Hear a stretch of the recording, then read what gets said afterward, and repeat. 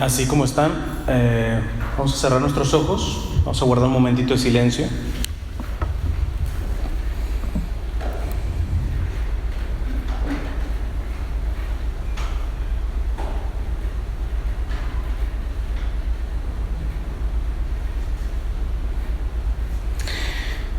Y van a repetir después de mí: amado Señor, danos todo lo que nos une a ti. Quítanos todo lo que nos separa de ti. Líbranos de nuestro egoísmo. Y entréganos enteramente a ti. Que nunca se haga nuestra voluntad, sino siempre hágase la tuya.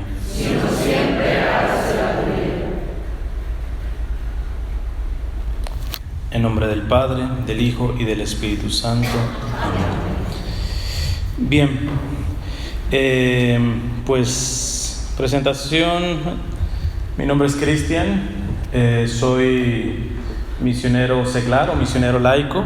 Soy originario de México, pero ya tengo algunos añitos acá por los Estados Unidos. Curiosamente, viviendo, he estado por todo el país, pero viviendo específicamente en la Florida y California.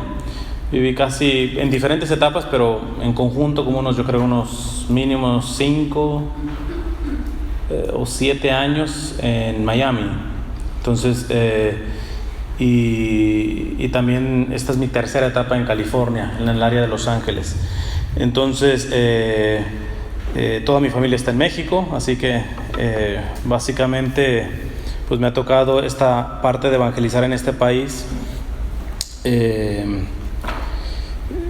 Sin soportes familiares, vamos a decirlo así, humanos.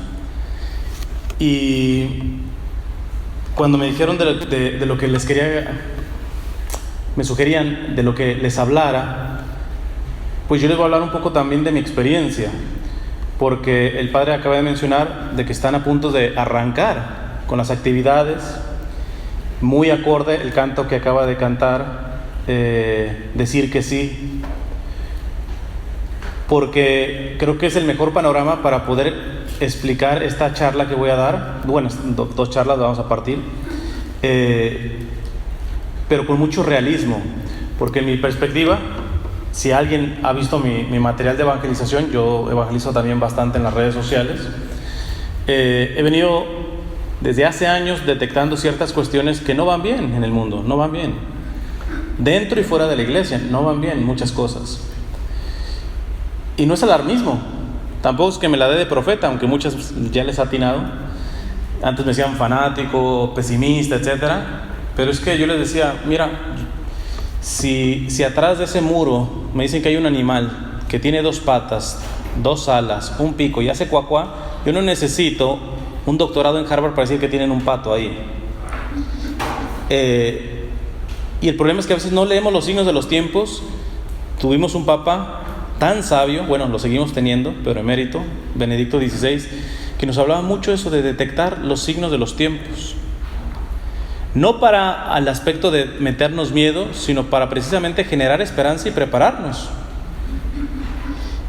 Y la evangelización que están a punto de comenzar, evidentemente, como decía el canto, hay que decir que sí, pero nos vamos a topar con cuestiones de nuestra naturaleza humana que está deficiente y hay que detectarlas, y también deficiencias espirituales que también no las detectamos muchas veces. Es decir, que la motivación que les voy a dar, no crean que va a ser al estilo de estos motivadores que tú puedes, tú solo, concéntrate y adelante. Va más allá de eso. El sí de María, el padre bien lo puso en el contexto, ¿eh? Hombre, pues yo me imagino que cuando se reunió con Isabel, pues era un clima de alegría. Pero espérate, después lo que vino, ¿verdad? Y siguió diciendo sí en esas circunstancias. Entonces no podemos llegar a un triunfalismo que tiene un poquito también extracción más protestante o evangélica de una teología que se llama la teología de la abundancia, que es tú acepta al Señor y te va a ir todo bien, hasta la suegra te va a cambiar, todo va a ir muy bien, todo perfecto. Inclusive te dice, te va a llegar abundancia económica, abundancia en salud, abundancia en todo. Y por eso, pues muchas de sus iglesias están llenas. Porque ¿a quién le molesta escuchar ese discursito? Pues a nadie. ¿Pero es la realidad del Evangelio? No es la realidad del Evangelio. Entonces, ¿en qué voy a situar estas dos charlas? Primero, yo iba preparando ciertas charlas para esta misión que tuve aquí en la Florida, y el Señor en la misa diaria me las fue cambiando más de una vez, porque las lecturas, a ver, levanta la mano, de pura casualidad, ¿quién va a misa todos los días aquí? Ok. Si han puesto atención, los últimos, ¿qué les diré? 2 meses, 3 meses, son lecturas que uno diría, parece que estamos en Cuaresma o en Adviento. Son bien intensas. Desde el profeta Jeremías, Isaías, ya no se diga Ezequiel. Y los evangelios. Entonces muchas veces tenía yo una charla, iba a misa ese día y nada, cámbiala, porque para mí no es coincidencia. Bueno, de hecho la coincidencia a nivel filosófico no existe. Solamente existe la consecuencia o la providencia. Y esto es providencia, porque la iglesia las lecturas las tiene ya distribuidas en ciclos. Y en la providencia de Dios, que tiene una perspectiva de un eterno presente, que no tiene pasado ni futuro, que es un eterno presente el de Dios, sabía que en estos meses del año 2016 nosotros íbamos a necesitar ese tipo de lecturas, aunque no estuviéramos en Cuaresma y aunque no estuviéramos en Adviento. Y ayer fue muy curioso. ¿Alguien sabe qué santo se festejó el día de ayer? San Bartolomé. Uno de los discípulos, pues ni tan mencionado, Chance y alguno dice, pues fue discípulo, sí, fue uno de los 12. Y quiero partir con el Evangelio del día de ayer, que nos va a ayudar muchísimo en esto. Está tomado del Evangelio de San Juan, en el capítulo 1, del versículo 45 al 51. Dice: Felipe encuentra a Natanael, que también era el otro nombre, como que se refería a Bartolomé, y le dice: aquel de quien escribió Moisés en la ley y también los profetas, lo hemos encontrado, Jesús, el hijo de José, el de Nazaret. Le respondió Natanael: ¿de Nazaret puede haber cosa buena? Le dice Felipe: ven y lo verás. Vio Jesús que se acercaba a Natanael y dijo de él: ahí tienen a un israelita de verdad, en quien no hay engaño. Le dice Natanael: ¿de qué me conoces? Le respondió Jesús: antes de que Felipe te llamara, cuando estabas debajo de la higuera, te vi. Le respondió Natanael: Rabí, tú eres el Hijo de Dios, tú eres el Rey de Israel. Jesús le contestó: por haberte dicho que te vi debajo de la higuera, ¿crees? Has de ver cosas mayores. Y le añadió: en verdad les digo, verán el cielo abierto y los ángeles de Dios subir y bajar sobre el Hijo del Hombre. Palabra de Dios. Mira el contexto de Natanael o Bartolomé, se habla muy poco, pero de pocos Jesús dio una definición tal cual. A Natanael, a Bartolomé, fíjate la definición, fue casi un piropo por parte de Jesús, Dice: vio Jesús que se acercaba a Natanael y dijo de él: ahí tienen a un israelita de verdad, en quien no hay engaño, ¿Qué tiene que ver con esto? Con lo que les acabo de decir. Personalmente, yo creo que la manera de encarar estos tiempos que son muy complicados y para mí vienen peores, es con un buen examen de conciencia en todos los sentidos. Tenemos que empezarnos a decir la verdad. Ya de alguna manera nos la hemos dicho. Digo, si están aquí es porque han tenido algún proceso de conversión, ya inició.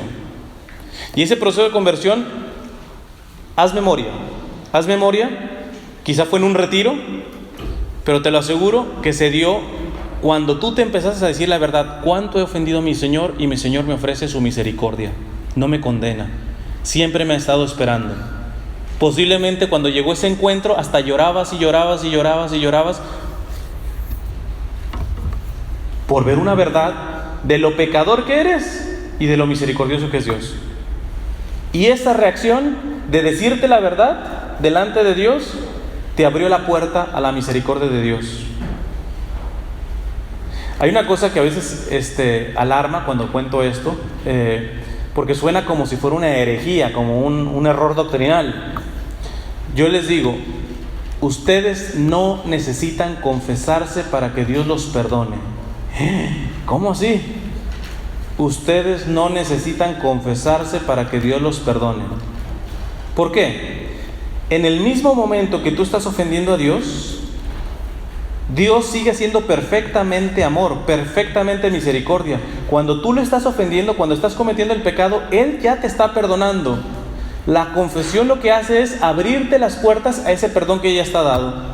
Porque aunque Él te perdona, Él no te va a imponer su amor, su misericordia, su perdón. Si tú no lo quieres, no te lo va a dar, pero ya está dado ahí. ¿Y qué abre las puertas de ese perdón? El arrepentimiento. El arrepentimiento. Pero puede haber arrepentimiento sin decirte la verdad de tus pecados, de tus limitaciones. ¿No? Miren, hay que evitar pecar, está claro, hay que evitar pecar. Pero lo más grave no es pecar. Lo más grave es justificar el pecado, el cinismo. Eso es lo verdaderamente peligroso. Yo creía que era el único loco que pensaba esto que les voy a decir. Pero la otra vez estaba escuchando una charla de un exorcista, el padre José Antonio Fortea, y opinaba lo mismo. Digo, bueno, no estoy tan loco. Yo pensaba, y sigo pensando, que en el día de la muerte, en tu agonía, Dios te va a dar una gracia de conversión muy especial, tan intensa, porque es el último recurso que puede tener Dios para que no te condenes. Te va a ofrecer tu misericordia en el último instante de tu vida. Si tú has pecado y te vas y te confiesas, si a tu pecado le llamas pecado, no lo justificas, a la mentira le dices mentira, no mentirita piadosa, no, aquí no es tan grave, no, a la mentira es mentira, confrontaste bien tu pecado, te dijiste la verdad, va a llegar esa gracia y yo casi te firmo que la vas a aceptar. Te vas a decir, sí, Señor, perdóname. Y de eso depende tu salvación, porque es la última gracia de tu vida. Yo estoy seguro que todas las personas que están en el infierno se resistieron a esa gracia. Pero ¿cómo se pueden resistir una persona sabiendo que ya se está muriendo? El Señor le ofrece su misericordia. ¿A quién le cabe en la cabeza negar la misericordia en el último instante de su vida? ¿A quién? Al que tiene anestesiado su conciencia, al que cree que ya el pecado no es pecado. Ese no la va a aceptar, porque más bien le va a decir, Señor, ¿me ofreces tu misericordia? ¿De qué? ¿O qué? ¿Yo qué he hecho malo? ¿O qué? Entonces, la primera cuestión para responder a la misión, al apostolado, al liderazgo, te tienes que decir la verdad respecto a tus limitaciones y pecados. Porque solamente recordando de dónde te sacó el Señor, vas a poder trabajar con humildad. Porque hay personas que se les olvida rápido y no sé, al rato se creen la divina garza envuelta en huevo, y se olvida de dónde lo sacó el Señor. Entonces, aunque tengan buena intención, van a echar a perder la obra de evangelización, sea lo que les pongan a hacer. Hay que tener bien presente la verdad de nuestra limitación, de nuestro pecado. No hay que negociar con el pecado. A tu pecado dile el nombre tal cual. Voy a poner un ejemplo que es un poco quizá controversial. Solamente les pido que no digan el nombre si conocen a la persona. Repito, no digan el nombre. Aquí no se trata de difamar. Hace unos años, un sacerdote se le encontró con una mujer. Personalmente está mal, evidentemente está violando su voto de castidad, en este caso su promesa de castidad. Pero tú dices, ¿quién no se puede dar un resbalón? ¿Quién? Entonces, los que apuntaban directamente a la infidelidad del sacerdote, que lo vieron con una mujer en la playa y que se rasgaban las vestiduras, cuidado, quizá te estás dando de santo. Entonces, está mal. Pero yo me esperaba que el sacerdote reconociera su culpa, se dijera la verdad. Fallé, hice mal. Inclusive la iglesia le da la oportunidad de pedir una dispensa y que se pudiera casar con la persona. ¿Ya? Nada de eso hizo. No se dijo la verdad y no solamente cayó, se fue a otra iglesia. Y no solamente eso, empezó a escribir basura, porque eso es basura lo que escribió. Aunque muchas de las cosas que diga sean verdad, es basura. Y este sacerdote me terminó bloqueando en las redes sociales porque yo le dije, padre, mire, yo soy el primero que no me rasgué las vestiduras ante la caída, esperando que usted, al reconocer su culpa, se levantara más fuerte. ¿Por qué no se dice la verdad? Ve hasta dónde está cayendo. Ya se fue de la iglesia, ya sacó un libro basura hablando en contra de la iglesia. Y le puse un ejemplo de uno de los santos que más me ha influenciado. Se llama San Juan de Ávila. Es un santo del siglo XVI. El Papa Benedicto lo hizo doctor de la iglesia. San Juan de Ávila, por calumnias, por envidias, dentro de la propia iglesia lo metieron 2 años a la cárcel, que era básicamente un calabozo. La Inquisición lo metió 2 años de la cárcel a este sacerdote, injustamente. Pero ¿qué hizo en esos 2 años en esa cárcel? Escribió su obra más grande espiritual, que se llama El Audifilia. Eso hacen los santos. Los santos no son puritanos que dicen, no, todo tiene que ser inmaculado. No, pues vete tú primero. A veces la iglesia apesta y el foco eres tú, no necesariamente los demás están apestando, pero y tu olor no te hueles. Entonces hay que decirnos la verdad en esta materia. Hay que decirnos la verdad respecto al pecado. No hay que negociar con el pecado. Cuando se prediquen las cosas, se prediquen tal cual son. Va a incomodar muchas veces, bueno, hay que actuar. Con la persona hay que ser misericordiosa. Siempre la iglesia nos dice que hay que separar pecado de pecador. Al pecador toda nuestra misericordia, porque solamente así lo vamos a poder levantar. Pero al pecado hay que llamarle pecado siempre. Siempre. La mentira es mentira, robar, matar, lo que tú quieras, pecado es pecado. No podemos negociar eso, porque si lo negociamos, vamos a deformar cualquier iniciativa de evangelización. Nos va a oscurecer la cabeza. ¿Y por qué puse el ejemplo de este sacerdote? Porque hay otro sacerdote, pero del siglo XVI, no es San Juan de Ávila, es un poeta, siglo XVI y de XVII. Para mí, mi poeta preferido después de su conversión. Se llama Félix Lope de Vega. Ese hombre tuvo como 23 hijos.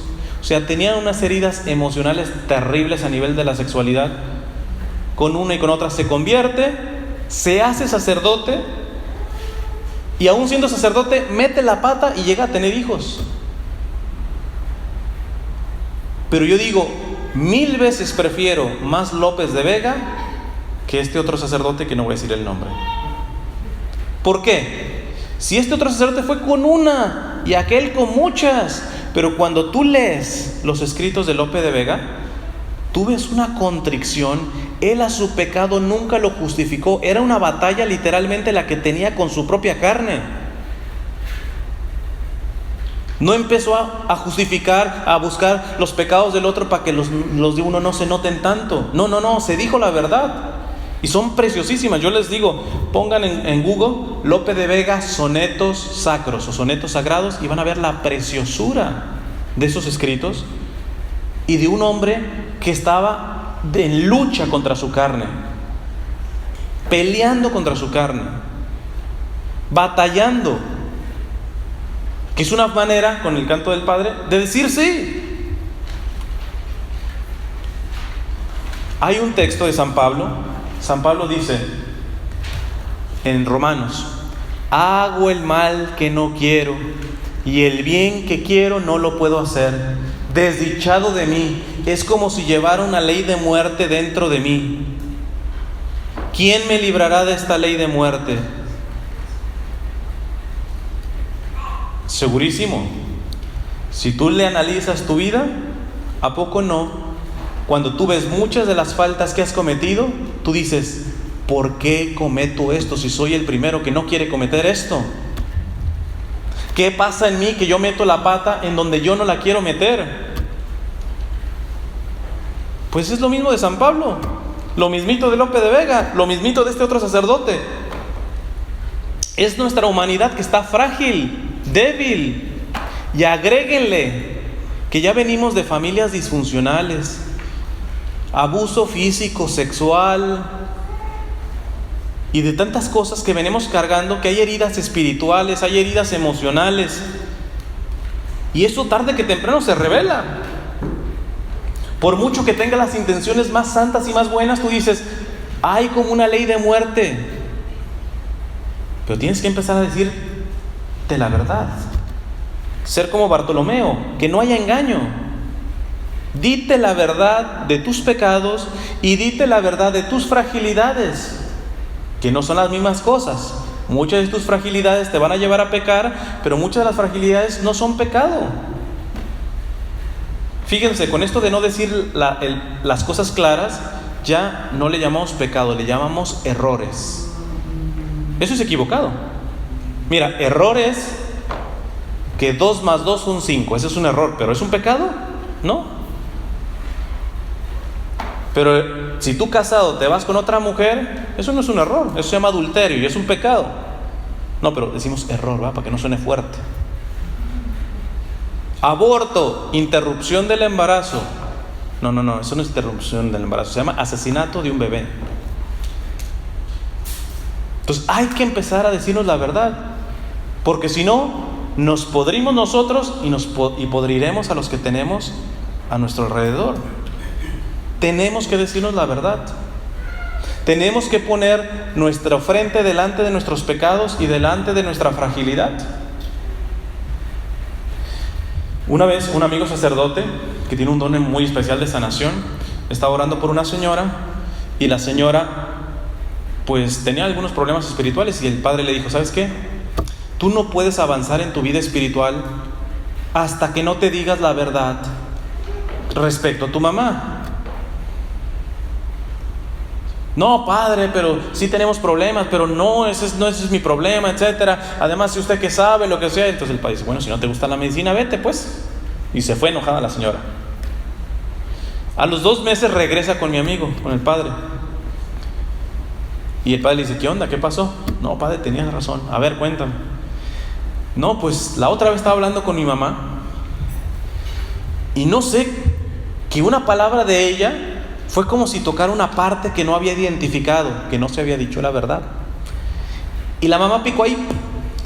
Y yo me salí y le empecé a decir por el teléfono: por tu culpa me abusaron, por tu culpa esto, por tu culpa lo otro, por tu culpa y por eso te odio. Y le colgó la mamá. Y el padre le dice: felicidades. ¿Cómo que felicidades, padre? Te dijiste la verdad. Odias a tu madre.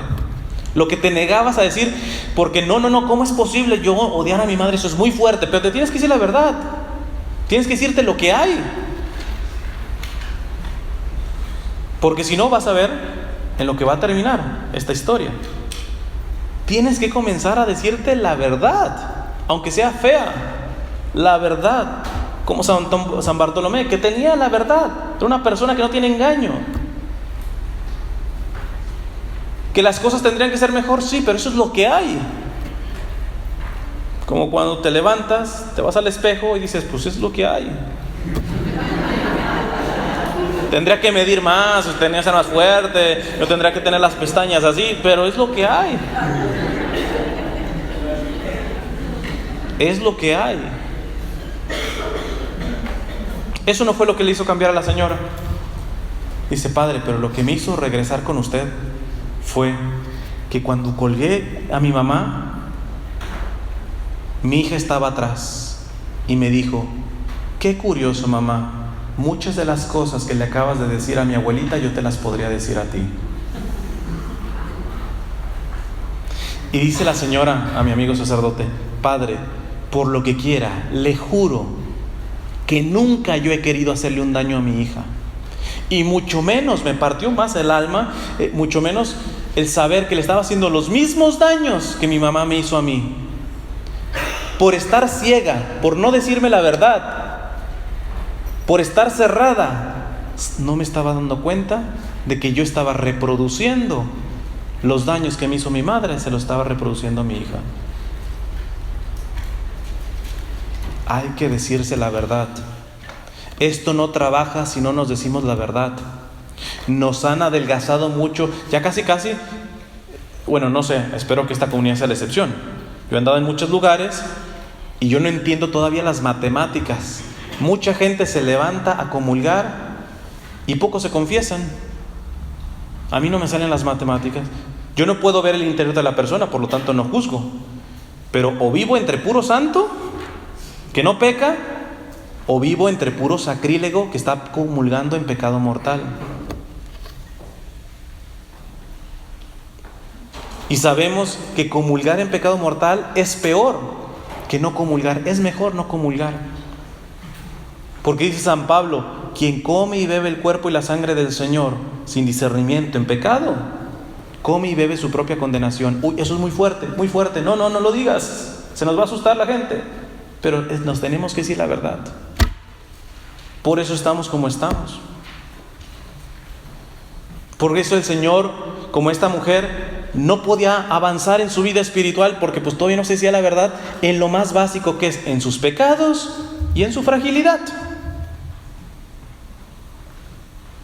En sus pecados y en su fragilidad. En sus pecados, dite las cosas claras.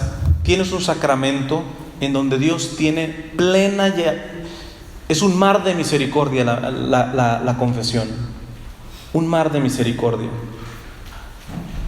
No hay nada que Dios no pueda perdonar para el que se dice la verdad y se arrepiente de sus pecados. Bueno, hay solo un pecado que no se perdona en la Biblia. ¿Alguien sabe cuál? El Espíritu Santo no es pecado, es la tercera persona de la Trinidad. Pecar contra el Espíritu Santo, blasfemar contra el Espíritu Santo, negar la presencia de Dios. Pero aquí se trata de decirle: bueno, si es blasfemar contra el Espíritu Santo, es Espíritu Santo, no te quiero, y le sacas la lengua, feo, pum. No, de eso no se trata. El pecado contra el Espíritu Santo, si el Espíritu Santo es el que nos da la gracia para arrepentirnos, cuando una persona no se está diciendo la verdad, hay una cosa, no necesito conocerla, hay una cosa clave que sí se la puedo decir: te estás cerrando a la acción del Espíritu Santo. Y si te cierras a la acción del Espíritu Santo, corres el riesgo de blasfemar contra el Espíritu Santo. ¿Pero qué es la blasfemia contra el Espíritu Santo? se divide en dos formas. No es un pecado, es una manera de actuar delante del Espíritu Santo, delante de la misericordia de Dios y delante del pecado. El pecado contra el Espíritu Santo básicamente se divide en dos: conciencia escrupulosa y conciencia laxa.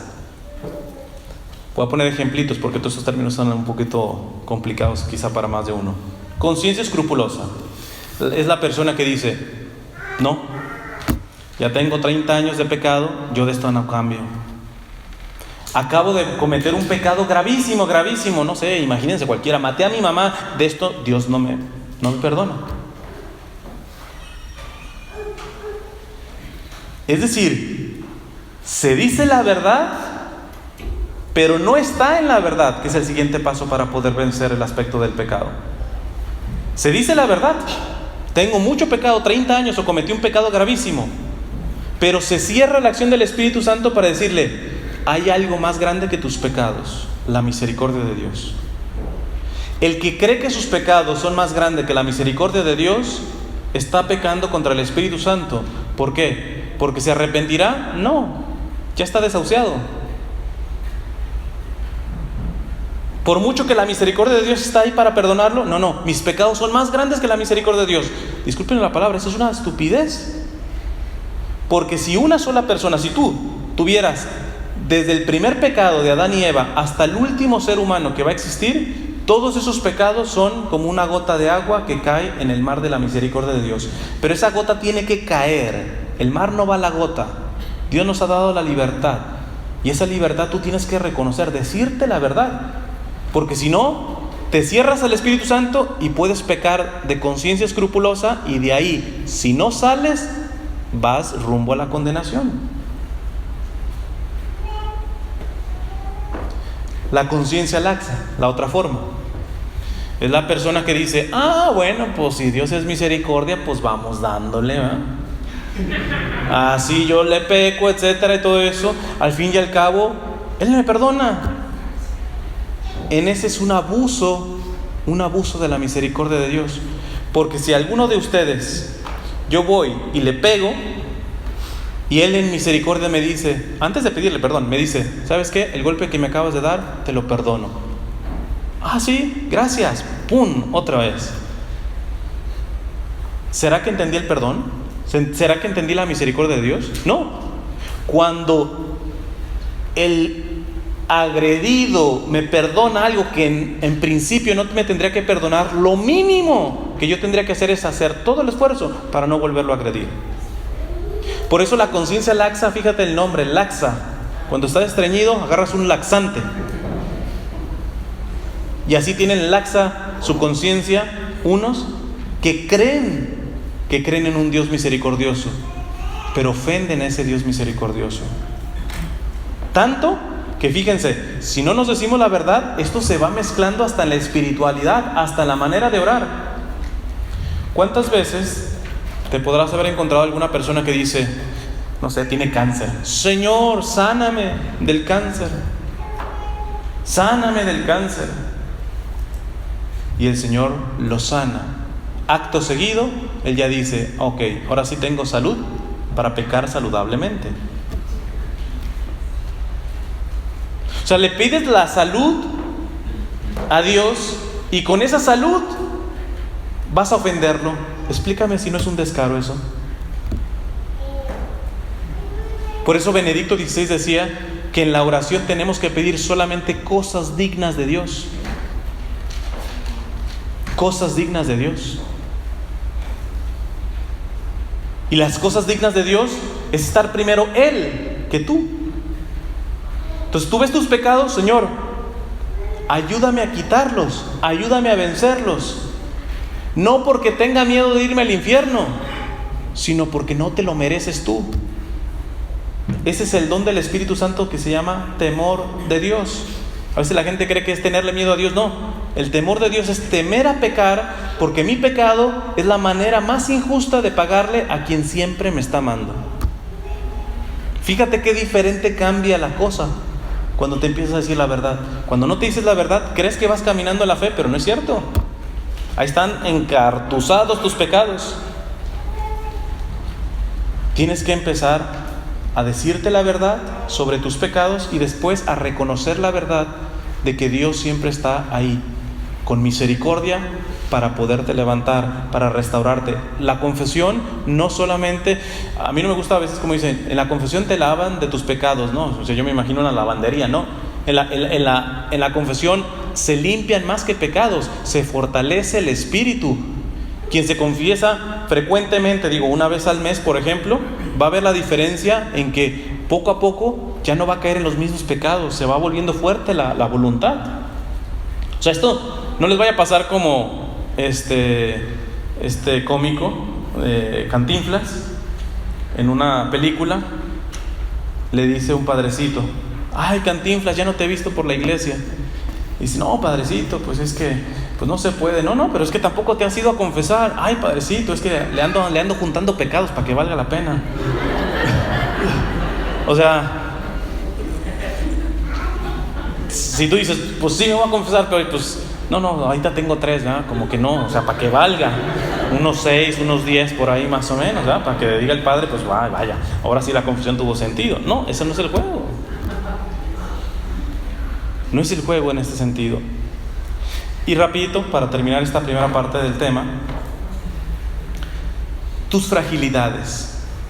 Hay cosas que no son pecados, pero son fragilidades que si no las monitoreas, el demonio puede sacar ventaja de eso, pero también puede sacar Dios ventaja. ¿Estamos claros? Que del pecado el único que saca ventaja es el demonio, punto. Por eso, lo único que yo personalmente, es mi opinión, que le tienes que dar a Dios son tus pecados, nada más. Hay una canción que a mí no me gusta. Si les gusta a ustedes, háganse que no les gusta, ¿verdad? Para que no tener pleito. Pero dice algo así como: llévate mis tristezas, llévate mi soledad. Y yo digo, no, porque cuando yo veo el evangelio, o sea, yo le digo: Señor, llévate mis pecados. Pero yo puedo amar a mi Señor con mi soledad y con mi tristeza. Sí se puede, ¿eh? El Señor en el huerto de los olivos le dice a los discípulos que tenía una tristeza y de muerte. Y aún así, en esa tristeza de muerte, le dice: Padre, que no se haga mi voluntad sino la tuya. Qué precioso acto de amor. Y estaba con una tristeza de muerte. El mismo Señor dice en el Evangelio: vengan a mí los cansados y agobiados. Ojo lo que dice: vengan a mí los cansados, no el cansancio, y los agobiados, no el agobio. Dios no agarra basura, Dios agarra nada más tus pecados, que esa es la verdadera basura. Me recuerdo una vez una amiga que estaba así como en conversión y bien animada y sacaba muchas cosas en Facebook y todo eso, y me mandó una vez un diseño. Eran como unas caricaturas, como un dibujito, y en el primer dibujito, yo le dije: mira, eso no es católico. Es más, se los voy a describir y ustedes a ver si me dicen por qué no es católico este dibujito. Creo que lo he dicho en más de una charla. Si alguien ha escuchado alguna charla, se queda callado para que déle chance a los demás. Primer dibujito, está un monito con unos libros que decían tristeza, soledad, dolor, enfermedad, tantas cosas así. Y estaba sudando. ¿Quién me puede librar de esto? Segundo dibujito, Jesús diciéndole: dámelos. Tercer dibujito, se los da. Cuarto dibujito, libre, así, soy libre, el dibujito. Tan tan. ¿Por qué esto no es católico? ¿Por qué esto no es católico? De hecho, yo le dije: mira, esto huele a esta teología de la abundancia que les acabo de mencionar. ¿Por qué? Que va a seguir pecando. No necesariamente, podría ser, pero pues no necesariamente. Les acabo de dar la clave. ¿La confesión? No. ¿No? ¿Arrepentimiento? No. Un católico, ¿qué haría? Un católico que ama al Señor, verdaderamente que ama al Señor, le dice: Señor, estos libros, tristeza, si es tu voluntad, quítamelos, porque me estorban mis fragilidades. Muchas veces inclusive es el inicio para caer en el pecado. No son pecado, pero por ahí el demonio me lleva. Pero también sé que por mis fragilidades tú me puedes hacer santo. Por lo tanto, llévame a mí. No te lleves mi tristeza, mi soledad. Yo quiero estar contigo. Con estos librotes o sin librotes, mi salario, mi recompensa es estar contigo. ¿Cómo que se puede beneficiar Dios de mis fragilidades? ¿Sí? San Pablo dice que traía un aguijón. Muchos dicen que es una enfermedad psicológica, otros que era una enfermedad física, no se sabe. Pero algo sufría San Pablo con ese aguijón que tenía. Y le dice: 3 veces le he pedido al Señor que me lo quite. 3 veces bíblicamente significa muchas veces pedía que se lo quitara. Y váyanse a ver la respuesta de Jesús. Y 3 veces me respondió el Señor: te basta mi gracia, porque mi fuerza se realiza en tu debilidad. Y es entonces donde dice San Pablo: pues entonces presumo de mis debilidades, porque cuando soy frágil, es entonces cuando soy fuerte.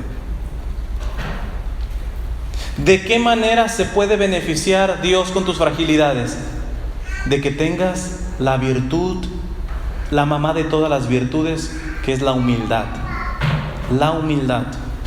Así como la mamá, que vamos a hablar en la segunda charlita, de todos los pecados es la soberbia, la humildad. Yo he encontrado gente que el Señor los ha sanado no una vez de cáncer, 2 y hasta 3 veces de cáncer, que han estado secuestrados y los ha liberado, toda la misma persona, y hoy esa persona está viviendo con otra que no es su esposa.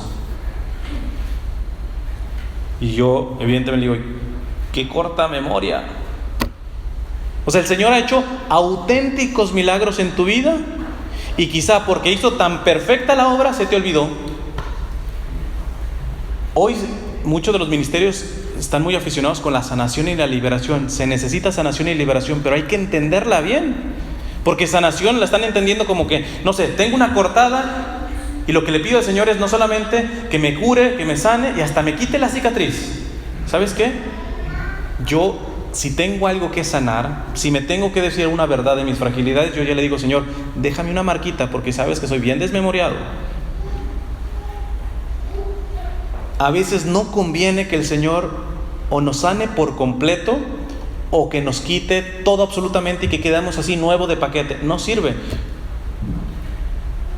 Es necesario ver nuestra fragilidad, una marca de decir: el día que me deje de monitorear en esta área, vuelvo a caer.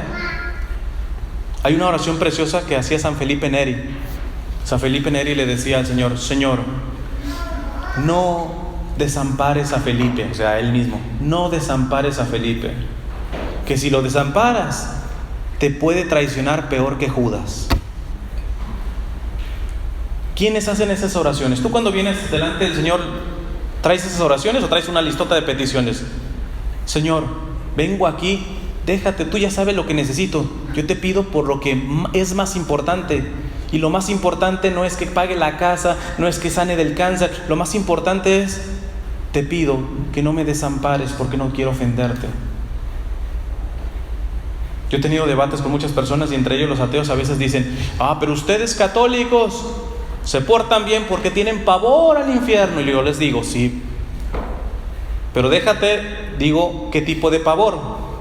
San Alfonso María de Ligorio, en uno de sus escritos, le dice: Señor, tengo mucho miedo de irme al infierno, pero por una sola razón, porque ahí no te voy a poder amar. Fíjate qué diferente.